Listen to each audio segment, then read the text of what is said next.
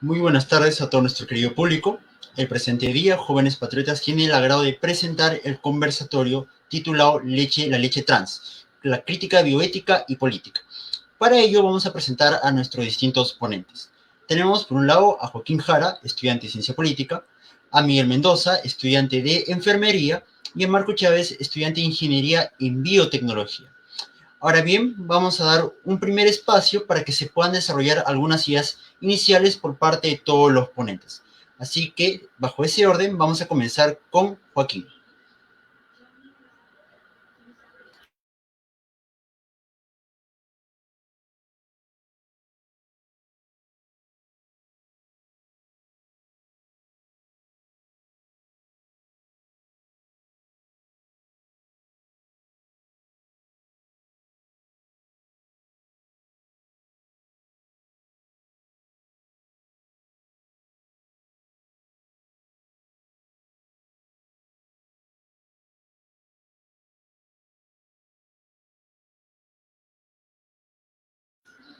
Joaquín está teniendo unos pequeños problemas de conexión, así que vamos a continuar con Miguel.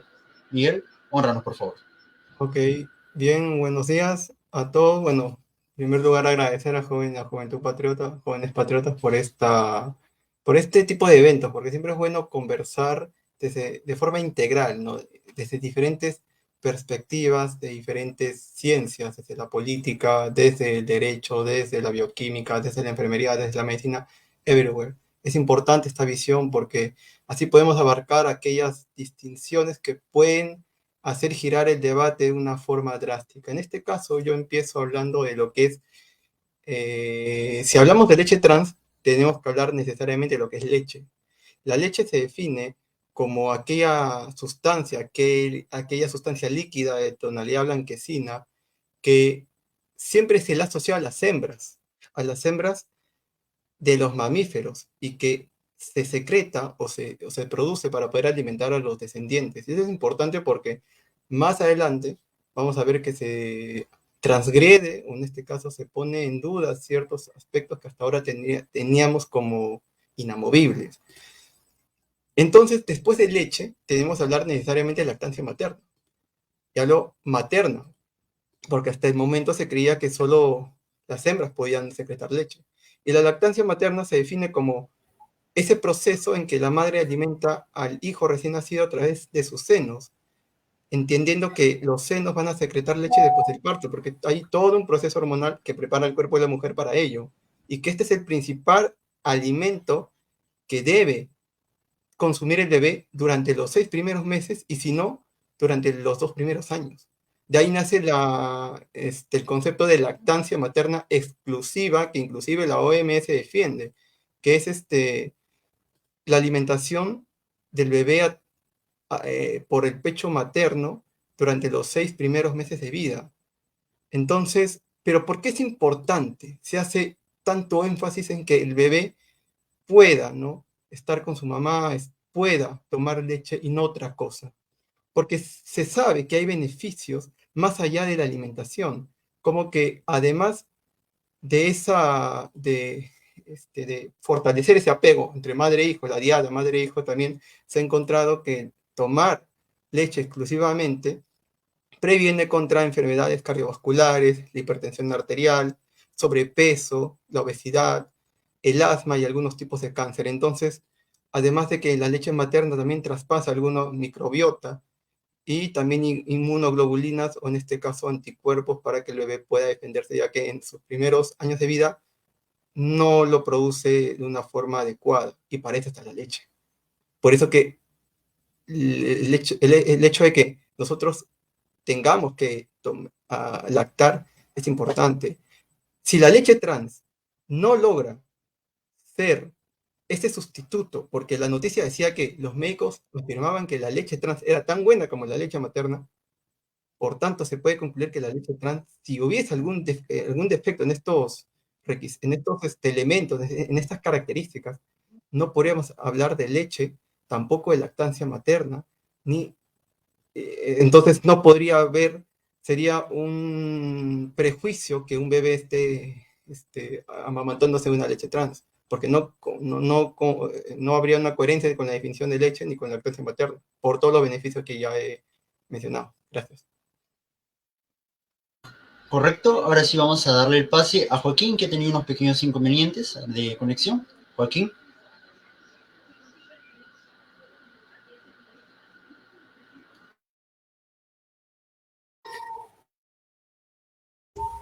¿Se me escucha bien?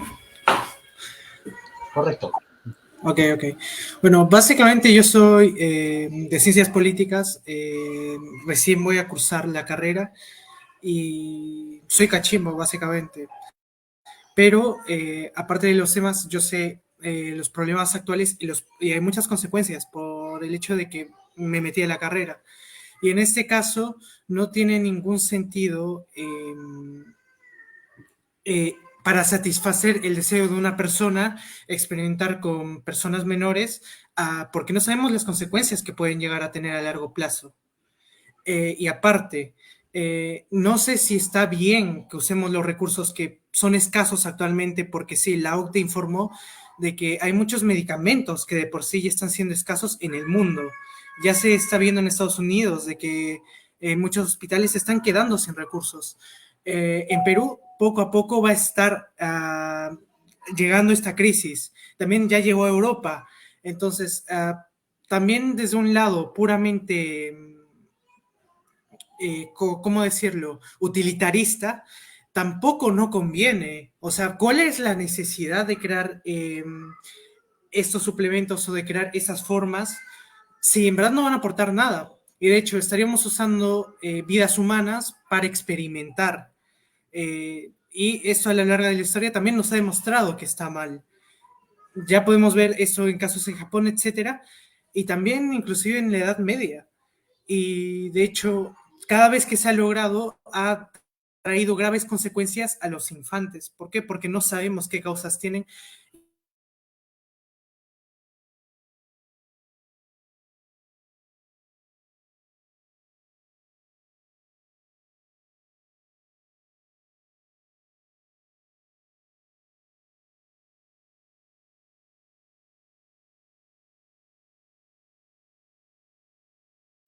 Bien, de antemano pedimos disculpas a nuestro público por estos pequeños inconvenientes de conexión que son a veces recurrentes en este tipo de transmisiones, pues, ¿no? Ahora vamos a darle paso a Marco. Marco, por favor. Buenas tardes. Bien, este tema es un poco polémico en el ámbito bioético, porque actualmente la noción que tenemos de mujeres transgénico, en este caso induciendo a la lactancia, nos genera una serie de preocupaciones éticas y muy profundas desde una perspectiva, en nuestro caso conservador, y desafía los roles tradicionales de género que hemos venido teniendo durante toda nuestra historia. Podemos incluso hacernos una pregunta: ¿estamos preparados nosotros para abandonar esas normas fundamentales que han guiado nuestras sociedades durante siglos? También surge una preocupación por el impacto potencial en estructura familiar y en las relaciones entre padres e hijos. ¿Cómo afectaría esto en el desarrollo emocional y psicológico del niño? ¿Algunos se habrán puesto a pensar en eso? ¿Estamos preparados para sacrificar la estabilidad y seguridad emocional de nuestros hijos en aras de la ideología progresista? Además de ello, existen inquietudes sobre la seguridad y la salud tanto de la madre como del bebé. ¿Podrán las mujeres transgénero producir una leche materna de calidad y segura para la nutrición del niño? ¿Cuáles podrían ser los posibles riesgos médicos asociados con este proceso y cómo se abordarían de una manera responsable? También es esencial cuestionar si este cambio radical que tenemos sobre la comprensión de la parentalidad y el cuidado infantil es verdaderamente en beneficio de nuestros hijos y de la sociedad en conjunto. ¿Deberíamos seguir adelante con nuestras prácticas sin considerar las consecuencias a largo plazo para nuestras futuras generaciones? Por ello, es fundamental que nos detengamos y consideremos detenidamente las implicaciones éticas y sociales antes de avanzar hacia un cambio tan significativo en nuestras concepciones tradicionales de la familia y parentalidad. Esto es una breve introducción para nuestro tema de la leche trans. Muchas gracias.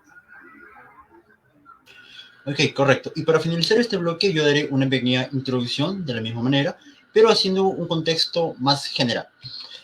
¿Por qué se habla de estos temas? Sí, es una pregunta que me ha llegado mucho a mi privado, cuál es el momento que publicamos el anuncio de esta conferencia. Ahora bien, ¿por qué se toma en cuenta estos temas y por qué no hablamos de grandes sistemas económicos? ¿Por qué no hablamos de problemas de salud pública? ¿Por qué no hablamos de tema de infraestructura, de política, economía, tema de índole judicial? ¿Por qué? Porque a raíz del auge de la posmodernidad, cerca de los años o mediados de los 60, ¿sí? Con también la influencia de ciertos pensadores de lo que es la escuela de Frankfurt, como por ejemplo Kirchheimer, Adorno, Marcuse, entre otros tantos más, como Foucault y otras feministas como Judith Butler, Shalomit Firestone, Kay Millett y tantos más, es que el panorama político se está reconfigurando. Me explico. Una vez que se dio la vieja batalla entre capitalismo y socialismo, se dio una clara victoria por el bando que nuestro público ya reconocerá desde ya. Es así pues que la economía, en todos los ámbitos que la componen, se han visto ya puestos de manera automática en el escenario mundial a líneas generales. Ojo, no me explico que todos los problemas económicos estén resueltos, por el contrario, hay algunos que todavía se encuentran presentes, pero la receta para poder hallar solución a muchos de estos ya está dada, y es factible y es palpable. Entonces, una vez que se ha resuelto todo este tema, ¿sí? El ámbito cultural ha cobrado más relevancia por el lado de la izquierda, por pensadores como, por ejemplo, Antonio Gramsci. Y es que así el ámbito cultural ocupa el centro del debate político actual, de tal manera que lo político se ha descentralizado y ahora nuestra, por así decirlo, nuestra materia de disputa es aquello que se encuentra en la cultura. Y esto no es solamente mi voz, sino que es algo totalmente fáctico, empírico y palpable. Por ejemplo, vemos en el ámbito universitario, ¿cuántos de nuestros queridos audientes han presenciado el auge del lenguaje inclusivo? ¿O cuántos han conocido, han oído o han sido querellados también por esta suerte de Trinidad que viene a reemplazar el viejo dogma de fe de Dios Padre, de Dios Hijo y Dios Espíritu Santo? Puesto que ahora tenemos el Dios diverso, el Dios inclusivo, el Dios igualitario. Y es que en líneas generales, el nuevo uso también de eufemismos, como por ejemplo interrupción del embarazo, entre otras cuestiones, ¿sí? Han venido a tomar en boga lo que hoy conocemos como lo político. Es así pues que ante este nuevo panorama es de gran importancia tocar estos distintos temas, no solamente por el hecho, como bien diría Giovanni Sartori como Bobines, no solamente por aquello que vemos, no solamente por la forma, sino por el trasfondo que tienen consigo. Y es que lo inteligible es verdaderamente aquello que nos va a interesar, desarrollar tanto en este conversatorio como en otros más. ¿Por qué? Porque esto va de una manera directa a un ataque a la naturaleza del ser humano, un ataque a todas las instituciones que nos han permitido crecer como sociedad. Y ahí la relevancia de tocar estos temas que se tiene todo un trasfondo, como ya vengo mencionando, muy complejo, que muchas veces nuestro querido público no lo nota a primera vista y cae en esta falsa premisa de aquello que es novedoso es automáticamente bondadoso. Por eso es que nosotros venimos y lanzamos esta propuesta como una suerte de crítica a todo aquello que hoy nos quieren vender como bueno. Ahora sí, una vez aclarado este tema, voy a pasar a lo que es un contexto más particular, que es lo que es la leche trans. Y es que University of Sussex Hospital, ¿sí?, emitió una carta que se filtró.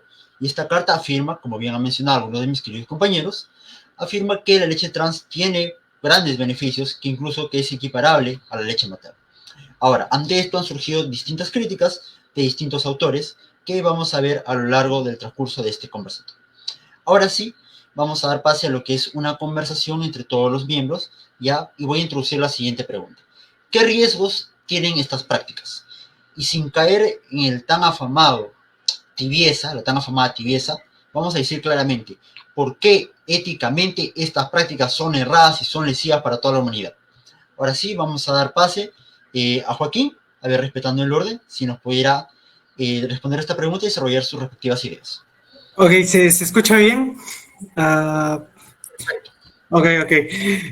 Bueno, básicamente, también leyendo el propio artículo que se manda, también hay una contracrítica de la propia FDA que no recomienda el consumo de ese medicamento para dar específicamente ese servicio, porque puede pasar muchos medicamentos de hormonas por medio de la leche al bebé. Entonces, puede afectar ya a un nivel más grave. Ejemplo, si un bebé recibe más testosterona, no, a largo plazo puede tener efectos graves. Y aparte de eso, también hay muchas críticas de propios profesionales que han lanzado sus comentarios donde también afirman esto de que dice que las hormonas o pastillas que toman los trans para seguir siendo trans se la pueden pasar al bebé. Entonces, eso podría perjudicar gravemente su desarrollo futuro. Y aparte, también un problema que viene de esos medicamentos es que no se tiene, o sea, los estudios son demasiado recientes y no podemos asegurar o aseverar nada bueno ni malo, pero por el momento han sido más cosas negativas que positivas. Y ya poner una aseveración tan grande que se ha filtrado, pues puede traer un desequilibrio social muy grande. Y aparte, no entiendo cuál es la necesidad de que, ejemplo, de que una persona trans que ha querido dejar de ser mujer para ser hombre, eh, entre comillas, pueda o quiera tener, entre comillas, lo bueno de los dos mundos, ¿no? Porque la verdad no tiene sentido de que una persona trans que es hombre, porque hay muchas, porque este medicamento no es solo para personas trans que son hombres, se convierten en mujeres, son para personas trans que hicieron la transición a hombres. Entonces, no entiendo también ese sentido de que no querían ser hombres porque se sentían ser hombres, o va dependiendo de lo que va a querer o su propia ética que ellos han creado va a contradecir su propia ética o su propia moral, porque su justificación es una cosa, pero en la práctica hacen otra y también buscan otra. Entonces, son varios temas que se podrían tocar, más que nada. Gracias. ¿Correcto? Si en el orden, Miguel. Ok, yo siguiendo con la estructura que había planteado sería una crítica a priori, ¿no? Es decir, si se logra demostrar que no es leche, o sea, la leche trans no es leche, por todos los beneficios que puede traer la verdadera leche, ¿no? Y con ello la lactancia materna, entonces simplemente deberíamos descartar esa forma de alimentación, aunque traiga consecuencias positivas, porque, de nuevo, todas las consecuencias o los beneficios que puede traer al niño no solo se ve desde el aspecto biológico, ¿no? Bien mencionó Joaquín en este problema de usar sustancias, medicamentos para hacer que la persona trans pueda, pues, secretar leche. Y es que es algo inaudito, es increíble algo que uno dice, cómo un varón en condiciones normales puede secretar leche, a no ser que esté llevando un tratamiento. Y generalmente, como también lo mencionó Joaquín, en la leche se pasan diferentes sustancias. Además de la testosterona, aquí en este punto también podemos hablar de la domperidona, que ya está contraindicada, o en este caso se debe tener mucha cautela cuando se usa para la lactancia, puesto que ellos dicen que se han detectado pequeñas cantidades de este fármaco en la leche materna. Justamente se usa para mujeres que tienen problemas con la lactancia, no con personas trans que quieren lactar. Entonces, aquí hay un problema en la indicación de este fármaco, y hay una alteración. Y es curioso que este hospital también vaya por esa línea, diga, ¿sabes qué? Oye, si me van a criticar de esta forma, entonces mejor abro el concepto, amplío el concepto, para que mis prácticas puedan ser, pues, no vistas tan mal socialmente. Por eso que ellos te hablan de que ya no te hablan de leche materna, te hablan de leche humana, human milk. Ya no te hablan de lactancia materna, sino cheese feeding, alimentación con el pecho. Y justamente lo hacen con una intención. Amplía ese concepto y en este caso se podría decir que estas prácticas son dentro de la norma, ¿no? Pero obviamente la estrategia está ahí. Entonces, cuando vemos que hay una indicación del mismo productor, en este caso creador, fabricante del fármaco, que dice que puede haber un problema cardiovascular en el bebé cuya mujer toma estos medicamentos, entonces acá ya hay algo que tener cuidado. Y el hecho de que mismos expertos hayan pronunciado da que pensar, porque la lactancia materna es un tema no médico, es un tema de obstetra. Entonces hay que definir también quién se encarga de estos temas. Eso es lo que yo tendría que decir. Claro que sí. Son unas grandes preguntas para poder retomar. Marco, por favor. Sí, estaba escuchando lo de mis compañeros. Eh, la parte biológica, la parte clínica que, que puede traer como consecuencia todos estos actos prácticamente, a mi parecer, absurdos e innecesarios, son solamente una parte del todo, porque no solamente nos traería un efecto a la salud, un efecto adverso, sino también viene como con una doble intención, una intención de desestabilizar la estructura de la familia. ¿Por qué ahora no analizamos qué es lo que podría pasar en el caso de que, digamos, esto se vuelva la moda? Y ya no, como dijo mi compañero, como se está queriendo normalizar la leche humana y no la leche materna, lleguemos a esos tiempos. ¿Qué consecuencias podría traer sociales el tener solamente ya no mujeres que puedan dar leche, sino en este caso, bueno, como lo llaman, mujeres trans? Podemos también enfocarlo en el tema de religioso, por ejemplo.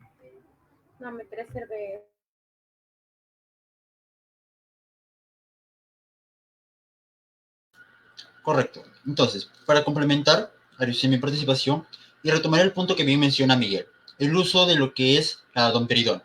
Este fármaco, para el conocimiento de nuestro público, el mismo fabricante, Janssen, lo ha prohibido. Y como también mencionó Joaquín, la FDA, la Food and Drug Administration, también sostuvo que este fármaco puede derivar en problemas cardíacos para los niños. ¿Sí? Es por esa razón que Estados Unidos no aprueba ¿ya? el uso de este fármaco para los menores. Ahora bien, aquí la consulta es clave. Hay 3 puntos en los cuales he podido desglosar los distintos argumentos que han presentado estos grupos, ya los cuales también sostenemos aquí. Así que vamos a empezar por el tema de los niños, ¿sí? ¿Qué es lo que se quiere llegar aquí? ¿Por qué, me pregunto yo, digo, 78 Estados miembros de la ONU, el 20 de noviembre de 1959, firmaron lo que es la Declaración de los Derechos de Niños, en cuyo principio número 2 sostienen claramente que el niño tiene que tener una protección especial para su desarrollo físico, mental y social? ¿Dónde queda ello? Aquí no se está pensando en los niños. Aquí se está intentando ponderar, igualar un derecho de los niños que también está respaldado, ojo, 30 años después por la Convención de los Derechos del Niño, ya en su artículo número 3 y su artículo número 24, donde se habla del interés superior del niño y sobre el derecho al máximo grado, nivel de salud posible, ¿sí? Se está comparando y tratando de igualar estos derechos, de esta responsabilidad de cuidar al niño con un deseo íntimo. Por ejemplo, Chesterton decía muy acertadamente que no hay nada más peligroso que decirle a un hombre que todos sus deseos deben ser derechos. Estamos en una época lamentable en la cual esta creencia está que toma mucha más fuerza. De tal punto que a esto le podríamos llamar neoderechos, aquellos íntimos oscuros, de cierto modo, ¿sí? Aquellos oscuros deseos que tienen determinados grupos. Ahora, ¿qué debe sobrepesar más? ¿Por qué tenemos dentro de un lado toda una legislación, todas unas declaraciones, todos unos acuerdos a niveles internacionales que protegen a los niños? ¿Y por qué de otro lado tratamos de poner al mismo nivel un deseo de un colectivo que ni siquiera es mayoritario, es un colectivo minoritario? Y ojo, con esto no quiero despreciar, pero las cosas como son, al César lo que es del César, y es que su deseo no puede ser igualado a la protección de un niño. Ahora bien, tenemos eso por un lado. Tenemos lo que mencionamos, el tema de salud.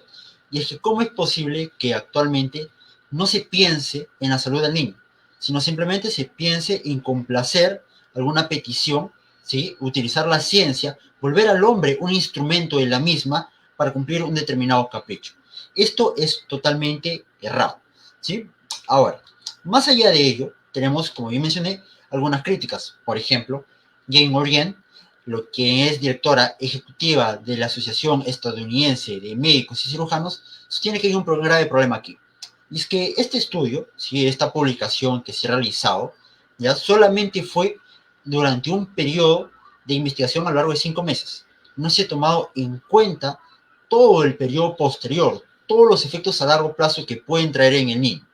Esto también lo respalda, esta afirmación también lo respalda Stuart Fisher y también Lottie Moore, quien es vocera del colectivo Policy Exchange, quien sostiene, de igual manera que, si mal no recuerdo, Miguel afirmó, que la leche materna sí que es irreemplazable en determinados momentos. ¿Por qué? Por ejemplo, y es que los niños, por medio de la salivación y la succión, lo que es las glándulas mamarias de la madre, ya pueden enviar estímulos para que la leche se adecue a las necesidades moleculares del niño. Me explico, si es que el niño se encuentra mal de salud, la leche cambia en sus componentes para que éste pueda recuperarse de la manera más óptima y más rápida posible. Además de ello, también la leche contribuye de alguna manera u otra a los estados de vigilia y de sueño del niño, para que pueda tener mayor energía o pueda entrar en un mayor grado de reposo. Mi pregunta es la siguiente en este punto. ¿Es acaso una hormona, la domperidona, puede igualar todo este mecanismo o simplemente está provocando una leche totalmente incompleta? Claro está que el análisis que estamos haciendo es a priori, por las bases y las fuentes que tenemos, que dicho sea de paso, hay una escasez, una gran escasez de fuentes que puedan respaldar solamente esta afirmación presentada por lo que es el NHS Trust por sus siglas en inglés. Sí, así que si alguno de los demás chicos quisiera complementar, podría levantar la mano para continuar con este ameno diálogo. ¿Sí, muchachos? O en todo caso abrir el micro, no hay ningún inconveniente.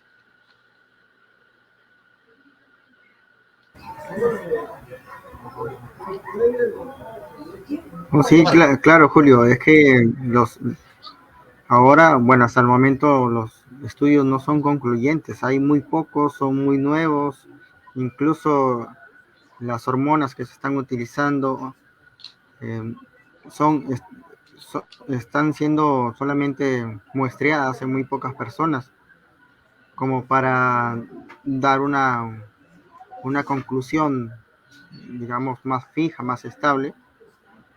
Debería, pues, primero hacerse un estudio, pero a largo plazo, no como se están realizando ahora y publicando de manera expresa.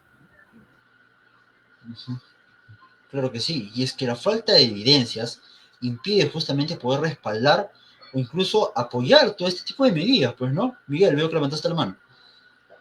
Sí, ahí retomo lo que dijo Joaquín me parece que en su introducción, que hay que ver el aspecto de cómo uno puede obtener esos resultados, que justamente es la crítica que se le hacía a este famoso ideólogo de la ideología de género cuando decía que los niños, los infantes eran seres sexuados y que por eso podían experimentar placer sexual. Claro, tú dices, ok, si tú obtienes esos resultados, ¿cómo lo tuviste? ¿Qué tuviste que hacer? Y ahí eso ya es antiético. Por esa razón es que cuando Joaquín dice que esto implica estar experimentando con niños, que no deben ser experimentados, o sea, no deben sufrir este tipo de procesos porque la experimentación humana está prohibida, ahí viene el punto. Porque inclusive ellos no pueden dar su voluntad. No pueden decir, bueno, yo quiero ser sujeto de experimentación, no se puede. Entonces, por cualquier lado es antiético esta práctica, ¿no? Entonces, simplemente es curioso cómo cada vez se van otorgando más derechos a los animales, no humanos, pero a los animales, a nosotros, a nuestros más inofensivos, o sea, el ser humano en su etapa más inofensiva, pues simplemente se le ve borrado o se le ve nulificado sus derechos, ¿no? Es una curiosa tendencia de esta época. Claro, mira, para redondear la idea, justamente en los tiempos en los cuales vivimos, por eso es que empecé haciendo una introducción general, ya el hombre ha perdido su calidad decente. Sí, ya no es este subjectum que es la base sobre lo que todo se construye y sobre todo lo que se prioriza como aquello que debe ser lo máximo. Claro, así que es por eso es que justamente ya se está rebasando un límite, se están intentando borrar límites o atacar directamente a la naturaleza humana. Por eso es que también podemos plantear una crítica desde una naturaleza ontológica, antropológica. ¿Por qué?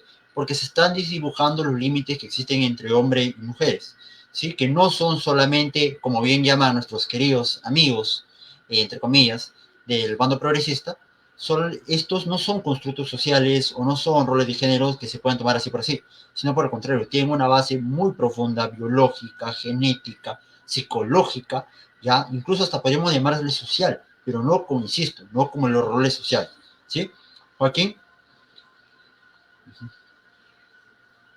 Ok, algo interesante que se mencionó acá, dos temas. Primero, la que dice Miguel, que es que el ser humano en su etapa más débil es en la niñez y en la vejez. De hecho, para que tomemos conciencia de esto, es que en la Edad Media las personas tenían muchos hijos, sí, pero la mayoría no moría antes de los 5 años.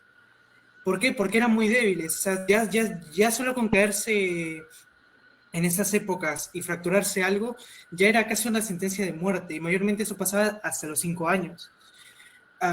Y hay una gran diferencia. Y otra cosa muy interesante es el tema psicológico. Hasta en la medicina, uh, un bebé recién nacido y tiene problemas de salud y problemas serios, una de las técnicas que se le da es darle en el pecho de la madre y cargarlo y que escuche los latidos de la madre y hay una conexión con la madre. Y aparte, también hay una muy burda simplificación de lo que implican las cosas. Ejemplo, en este caso, dar de lactar a un bebé no es solo darle la leche, sino son varios procesos que están unidos en un orden o en diferentes órdenes y son muy complejos. Entonces, si tú lo intentas simplificar a que solo es una persona dando leche a un niño, obviamente va a estar muy errada esa idea. ¿Por qué? Porque son más procesos. Porque, ejemplo, como tú no ves las células que están actuando en tu cuerpo, cómo mueren y algunas viven y cómo se regeneran y cómo se duplican, etcétera, como es difícil de ver, la gente lo simplifica y este mensaje cuela mucho en las personas que mayormente no se quieren informar o quieren ser ignorantes. O personas que tal vez no tengan el tiempo de informarse porque están en el trabajo, están en la escuela y no se van a interesar tanto en una participación política ardua y que tengas que investigar sobre estos temas.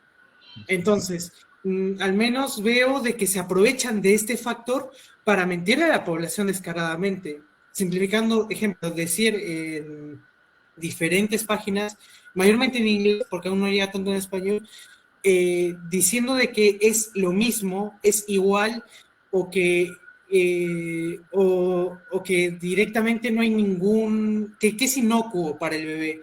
Cosas que no son ciertas. Entonces, esta simplificación termina ¿cómo se llama? Por alterar las mentes del colectivo general para perpetuar sus propias ideas. Eso sería todo, mayormente. Claro, y para retomar estos dos puntos que mencionas, el primero lo que es en cuanto a lo que es en materia de la maternidad. Sí, es un error pensar que solamente la maternidad se trata de amamantar a los bebés. Es todo un proceso, es todo una gama de factores sociales, factores psicológicos, factores incluso de índole trascendentales que implica justamente esta conexión madre-hijo. Por ello, creer que una hormona puede solucionar ello o puede darle esta calidad de madre, entre comillas, a los, bueno, vamos a decirlo con todas sus letras, a hombres con disforia de género, ¿sí? Es totalmente un error, pero gravísimo, que tiene implicancias, no solamente, y con esto voy a romper un poco, de repente puedo herir susceptibilidades de aquellos que defienden el liberalismo como dogma, ¿sí? No es solamente el respeto irrestricto al proyecto de vida del prójimo, por el contrario, ¿por qué? Porque no somos seres únicos en la sociedad, sino que todos nuestros actos que tienen una correlación con algún aspecto material tienen influencia en los nuestros y en los ajenos. Me explico. Por ejemplo, ¿qué pasa si en nuestra sociedad empezamos a ver justamente a hombres amamantando niños? El cambio cultural que implica todo ello es un ataque directo, incluso podría ser calificado de lesa humanidad contra toda la sociedad en sí. Y esto también bien lo mencionó Marco, y es que todos estos cambios culturales, también conocidos como reingeniería social, buscan, entre otras cosas, crear, digámosle, a un hombre de plastilina. Un hombre, como bien decían, pues no, un hombre sin Dios, un hombre sin patria, un hombre sin sexo, un hombre sin familia, una especie de masa que se puede moldear.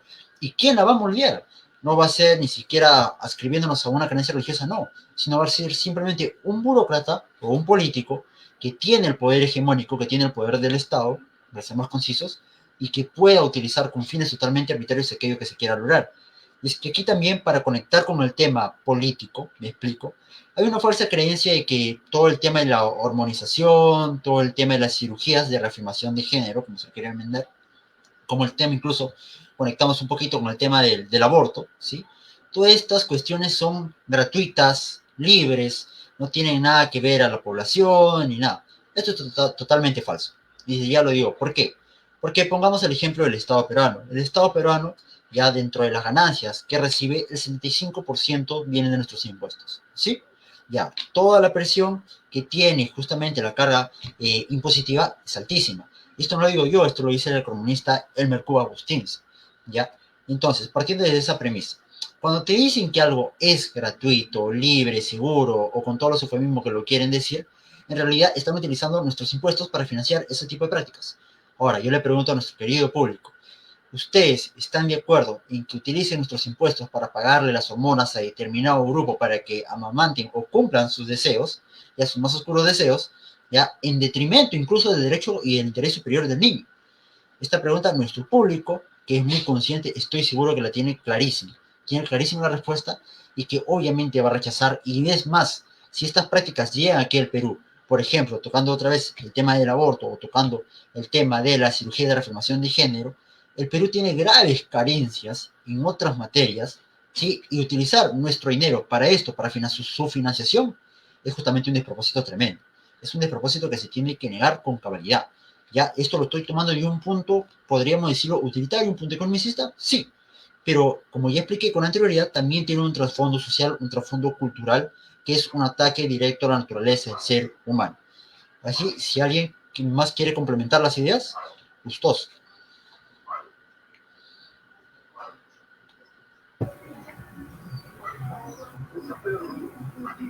Lo que acabas de mencionar, Julio, me recuerda al caso que hubo con los vientres subrogados, no sé si recordarán, donde prácticamente los huecos de la parte legal fueron los que le dieron ventaja a que finalmente se pueda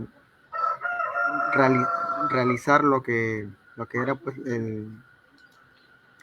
lo que estaba solicitando, que era este,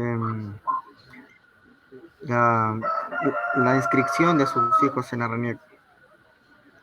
Más que todo, más que un tema, digamos, civil, ha sido como un golpe cultural esa aceptación, porque no ha sido algo, digamos, ocasional, que se le haya olvidado, que no sepa cómo es la legislación en Perú, sino que ha sido para mí intencional. Y bueno, para la influencia que él tiene, en ese caso, pues ha marcado pues un golpe para el conservadurismo en ese caso. Claro, y más allá del golpe directo al conservadurismo, es un golpe a toda la sociedad en sí misma. Correcto. Miguel, veo que levantaste la mano hace un momentito. Sí, recogiendo uno de los comentarios, que bueno, también iba a ir por ese lado porque ya ha hecho pues o sea, todo ese marco teórico, por así decirlo, que la leche trans no es propiamente una leche y que tiene consecuencias negativas. Ahí viene el problema de qué pasaría si ya tenemos a un liberal pues que es anticonservador, ¿no? O sea, estamos hablando de una persona que se adscribe al liberalismo no porque quiere ser liberal, sino porque detesta al conservador y usa el liberalismo como un ataque a los conservadores. pues acá había un problema, que si él quisiese estar a favor simplemente para darle la contra, inclusive por aspectos religiosos, esta práctica de amamantar a bebés con leche trans viola pues el principio de no agresión. O sea, si consideramos la libertad solo como libertad negativa, un aspecto muy reducido, porque la libertad también es libertad positiva, inclusive en ese aspecto se estaría vulnerando la libertad del menor. Entonces, ni en ningún aspecto liberal, obviamente yo entiendo que un conservador esté en contra, perfecto, pero inclusive desde el liberalismo no se puede hablar de una libertad de poder amamantar con leche trans, simplemente es incompatible por cualquier lado.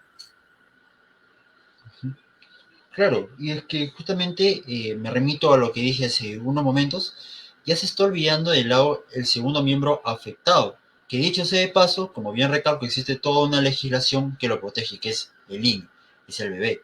Ya de tal manera que tenemos por un lado simplemente un capricho, ¿sí? Ya que se quiere imponer ya ante un derecho. Ya a este capricho le podríamos llamar, no sé, reafirmación, vía digna, o todos estos eufemismos, esta suerte de jueguitos de palabras, que muchas veces las personas caen, ¿no? El hecho de pensar que los neoderechos deben primar es totalmente un error, y un error que trae graves consecuencias como aquí tratamos de exponer. ¿No es cierto? Joaquín, me parece que levantaste la mano. Sí. También iba por ese lado de que también los liberales no admitiríamos eso, primero, porque tendrías que tener el consentimiento del niño, cosa que es imposible, y aparte, se confunde demasiado el liberalismo con libertinaje. Y literalmente, todo liberal sabe que todo poder, que toda acción también conlleva una responsabilidad. Entonces, tenemos que ser conscientes de ello y no solo buscar la libertad de hacer lo que se me da la gana, sino la libertad con las consecuencias que trae esa libertad. Y no hay una libertad idílica, son un rejunte de libertades. Así que sería más que nada eso. Y aparte hablando de este tema de que hablaste de qué pasa de que se paga eso con nuestros impuestos. De hecho, ya pasó. En el tema del aborto, empezaron, si no mal me equivoco, con 100 ese año, después aumentaron a 200, después a 300, 400, y cada vez que adquirían ese dinero, no lo reinvertían en mejorar los métodos para lograr un mejor aborto, como el libre mercado, o tú bajas el precio o tú mejoras el producto. Lo que hicieron es hacer presión social para que esto sea un derecho, por tanto que lo pague el Estado, y eso se traduce en que lo paguen todos los contribuyentes, aunque no usen ese servicio ni estén siquiera a favor de este servicio. Entonces siento que cada vez se están utilizando este tipo de productos para que personas inescrupulosas se vuelvan ricas a través del Estado. Y volverse rico a través del Estado significaría volverse rico gracias al trabajo de otros. Más que nada es eso. Claro, y mira, me quedo con esta última parte que mencionas, porque muchas veces aquí los grupos, los colectivos que defienden la bandera arcoíris, que ojo, no es simplemente de un movimiento, ya saben a qué me refiero, sino es la bandera del progresismo como tal y todas las agendas que incluye, piensa que esto es una suerte de filantropía, una suerte de ayuda, una suerte de amor al prójimo, cuando en realidad esto es un negocio.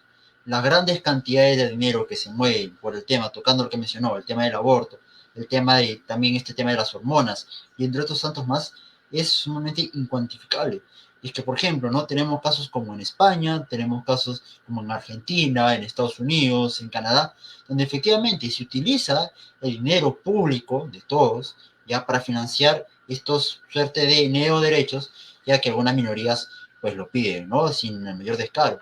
Y además de ello, me gustaría también hacer un poco de énfasis y que los demás chicos complementen y cómo la juventud está tomando o está recibiendo ya con los brazos abiertos todas estas nuevas proposiciones que nos traen los distintos filósofos que mencioné al inicio, pues no, y es que ya no necesitamos, por ejemplo, que Kate Millett venga y nos dé una clase, ya no necesitamos que Horkheimer nos dé una clase, que Adorno, que Marcuse, que no, simplemente muchas veces se repite estos eslóganes, como mencioné, el tema de esta suerte de Trinidad, ya este eslogan tripartita, diversidad, igualdad e inclusión.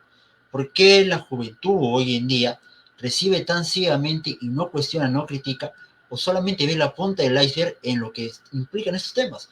Porque muchos, estoy seguro, que dirán que no, que aquí lo único que importa es que satisfazamos lo que es, vamos a llamarlo así, la necesidad del hombre con disforia, ya para que se pueda sentirse bien, y esto no afecta a nadie, no afecta a nada, es simplemente algo, a lo mucho afectará al niño. Ya, ¿por qué las personas no pueden ver más allá y todo aquello que esto implica? La normalización de ello, todo el ataque directo que va a causar a lo que es el tema de la familia, el tema de las instituciones, el tema de la sociedad, incluso el tema de la libertad. ¿En qué clase de libertad estamos? Como yo mencioné, Miguel, ya no es solamente libertad negativa, estamos en libertad positiva. ¿Ya? Entonces, todo ello que implica, ¿por qué las personas no lo cuestionan? A ver, muchachos, los escucho.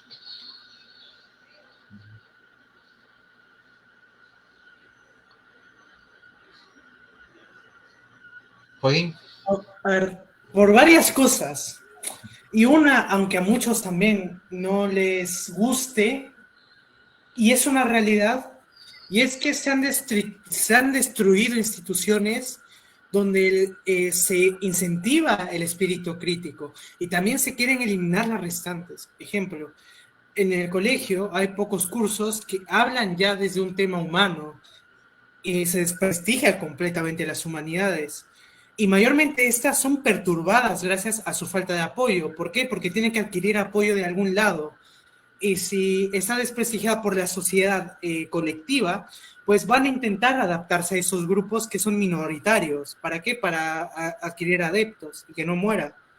Entonces, es como una mezcla de varias cosas. Primero, somos la generación que ha estado en la época de paz más grande en estos tiempos. O sea, la mayoría de nosotros no ha vivido una guerra, recién ha visto las consecuencias de una guerra con la guerra de Ucrania, porque ni siquiera éramos conscientes cuando nacimos, o nuestra edad temprana, sobre la guerra de Irak o diferentes guerras en Medio Oriente. Solo sabemos que existían y nada más. Entonces, tampoco hemos vivido eso. Aparte, antes se tenía un valor más grande de trabajo porque las personas estaban obligadas a trabajar a una menor edad, cosa que también se ha perdido. Entonces, si tú no eres capaz de valorar el trabajo de otros, poco te va a importar gastar eso. ¿Por qué? Porque no te ha costado y no sabes el valor que tiene. Otra de las cosas que se ha destruido, una de las instituciones importantes, también ha sido el tema de la religión. Y es importante la religión por el hecho de que las personas tienen que creer muchas veces en algo. Entonces, ¿qué pasa si quitas esta institución? La gente va a dejar de creer en nada y va a empezar a creer en todo al mismo tiempo. Va a empezar a creer en ideologías como si fueran religiones. Ejemplo, ¿cuántas veces hemos visto a feministas, etcétera, que ven a ídolos supuestamente sociales como dioses en la misma tierra? También esa idealización de los ídolos que hay en nuestra época. Pocas veces se ha visto eso. O sea, que personas, ejemplo, como Queen, ejemplo, Freddie Mercury, la gente no lo tenía tan idealizado como la gente lo tiene idealizado a una peor persona, que ejemplo sería Bad Bunny. De hecho, todos veían el lado negativo de Freddie Mercury, pero nadie ve el lado negativo de Bad Bunny actualmente. O sea, eran más críticos en esas épocas y ese criticismo se ha perdido. Inclusive creen que también el mundo se ha dividido en polaridades. Entonces, creen defender todo lo que ellos creen a capa y espada, esté bien o mal, sin pensarlo. Entonces, estos temas han llevado a una destrucción y también ha sido parte la mala derecha que tuvimos, porque hicieron mal su trabajo, no hicieron un trabajo cultural, etcétera, y perdimos esa batalla antes de los años 2000. Y la izquierda ganó esa batalla, creando ídolos de masas. Ejemplo, la imagen más reconocida del mundo es una de Che Guevara, para que nos demos cuenta, y no una de Churchill. Entonces, son varios factores los cuales te pueden llegar a explicar por qué nuestra generación ha sido más adepta o está siendo más adepta a estas ideas del nuevo socialismo, de supuestamente el progresismo, que de progreso estamos yendo más hacia atrás que para adelante. Gracias. Claro, y me quedo con esto último que mencionas. Nosotros le llamamos progresismo o en su abreviación, ya con un tono quizás un poco burlesco, ¿sí? Como progres, ya, pero en realidad estamos hablando de un regresismo, porque los progresos que hemos tenido, tanto en materia moral, ya, como incluso en materia intelectual, materia académica, están viendo un claro retroceso. Y que, por ejemplo, ya tenemos estos estudios que dicen ser científicos, pero en realidad hemos demostrado que justamente hay varios errores, hay varias cosas que no terminan de cuadrar, que por más de que sea un profundo análisis, no se llega a lo que se debe buscar con la ciencia, que es la verdad. Y también vemos este nuevo tema que también se mencionó, y es que vivimos en una época, y que lo dije al principio, ¿no? Donde la economía ya ha intentado, ya tiene una receta para poder lograr una prosperidad. No obstante, esa receta se debe afinar con distintas cuestiones. Y es que la derecha, haciendo una crítica, ha tenido el gran problema de que solamente pensando que ganaba la economía, ya ganaría toda la batalla a lo que es la izquierda. Pensando que con el dato mataría el relato. Pero la realidad ha sido totalmente lo contrario. El relato ha matado al dato.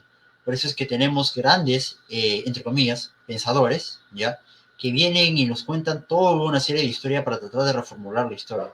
Y es que además de esto, también se hace clara una evidencia de un hiperegoísmo, hiperindividualismo de carácter racional que busca tratar de ordenar el mundo en base a una ideología, para que esta ideología sea pues el camisón de fuerza de la realidad y todo se tiene que acoplar a ella.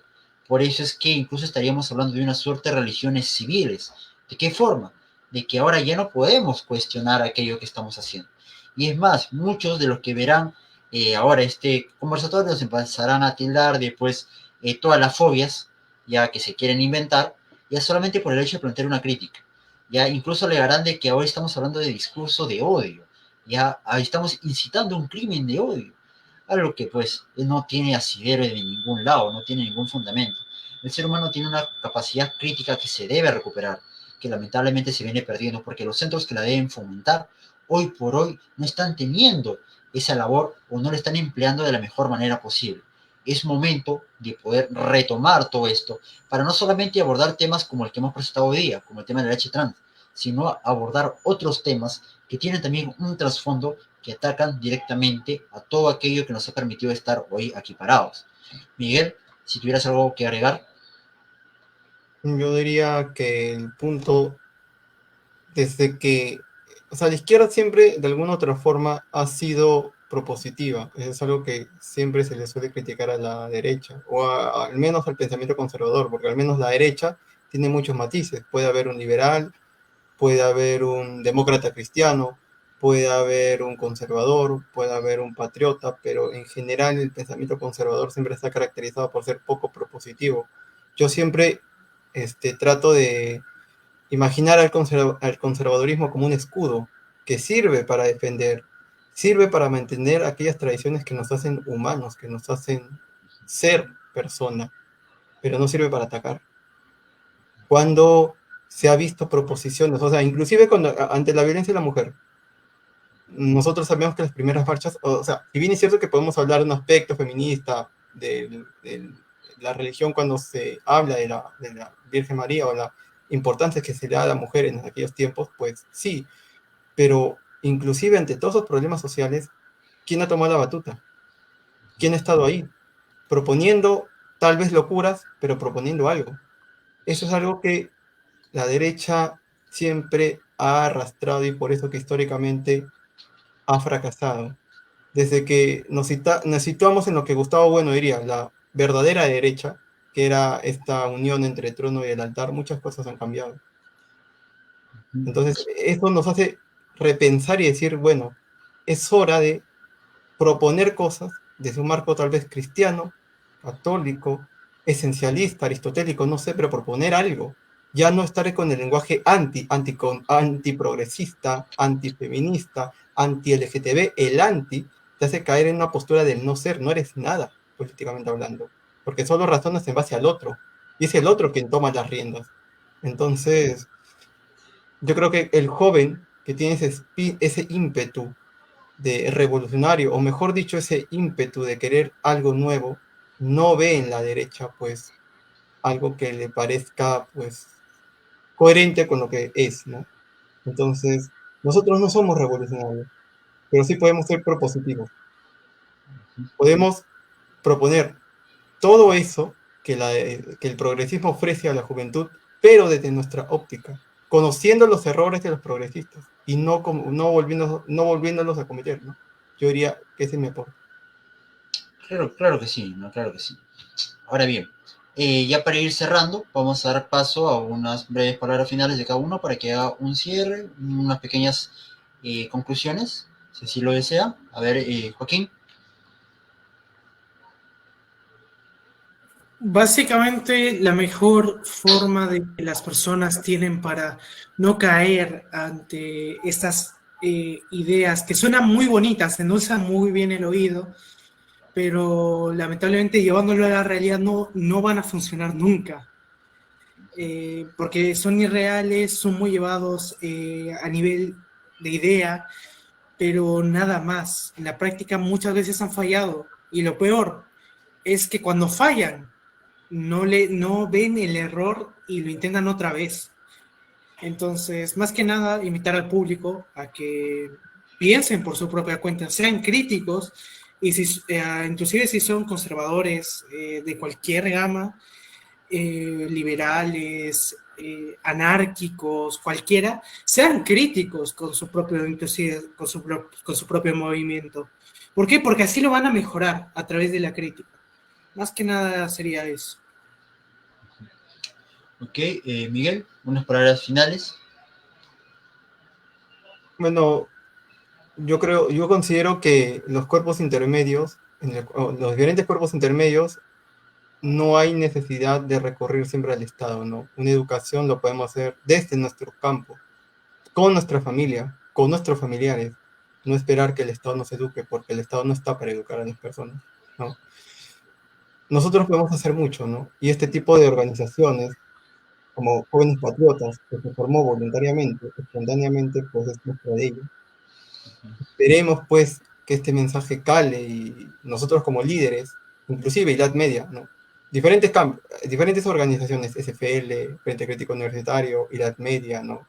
Juventudes de diferentes puntos, ¿no? Hacer una alianza, porque más que combatir, debemos pensar en formar humanos, en formar intelectuales, porque la intelectualidad es parte del ser humano, formar mejores humanos. Eso sería lo que tengo que decir. Bien, Marco tiene algunos pequeños problemas de conexión, por ello es que su micro ahorita no se encuentra totalmente dispuesto. No obstante, agradecemos enormemente lo que es su participación, sus muy acertadas respuestas a todas las interrogantes que se ha planteado durante este conversatorio, ¿sí? Y ya para finalizar, daré unas pequeñas palabras finales, y es que la crítica como tal tiene un valor per se, ¿sí? Y esta crítica nos permite justamente poder construir algo que bien es cierto que debe tener una iniciativa, ¿ya? Y sí mismo para que podamos levantar todo lo que es un modelo que sea justamente humanista. Y es que voy a hacer énfasis en este pequeño punto. Nosotros, con Jóvenes Patriotas, buscamos formar no solamente a nuestros miembros, porque para el público sepa, dentro de Jóvenes Patriotas estamos en constante debate, estamos en constante práctica, estamos compartiendo todos los conocimientos que los distintos miembros de sus distintas posiciones políticas tienen, sino también nosotros buscamos formar al público, que todas aquellas personas, ya sean muchas o pocas que nos escuchan, puedan interpretar y no capaz no creernos a rajatabla, pero por lo menos plantearse esa duda que les permita razonar, que el espíritu crítico vuelva a nosotros y que no quede en el olvido, que no simplemente busquemos aceptar aquello porque suena bonito, o aquello, como bien menciono, como este eslogan, ¿no? Diversidad, igualdad e inclusión. Aceptarlo como si fueran los mandatos de Dios, como si estuvieran escritos en piedra. No se trata de eso. Y es que bien es cierto que la derecha en su momento dejó de lado estos temas, dejó de lado el tema cultural, por eso es que la izquierda lo ganó. Y hoy más en día, con el contexto en el cual vivimos, durante una posmodernidad en pleno auge, la cultura toma relevancia. Por eso es que nosotros, que nos consideramos de nueva derecha, buscamos hacerle cara. Y es que con la derecha ganó la batalla económica al socialismo. Y nosotros, la nueva derecha, tengan por seguro que ganaremos la batalla cultural al progresismo. Por eso invito a todos a que nos puedan seguir en nuestras redes de cada uno de nosotros y que también compartan este contenido, que nos dejen sus comentarios, sus likes, para que siga el algoritmo premie y este contenido pueda llegar a más personas. Nos vemos hasta una siguiente transmisión. Esto ha sido todo. Muchas gracias.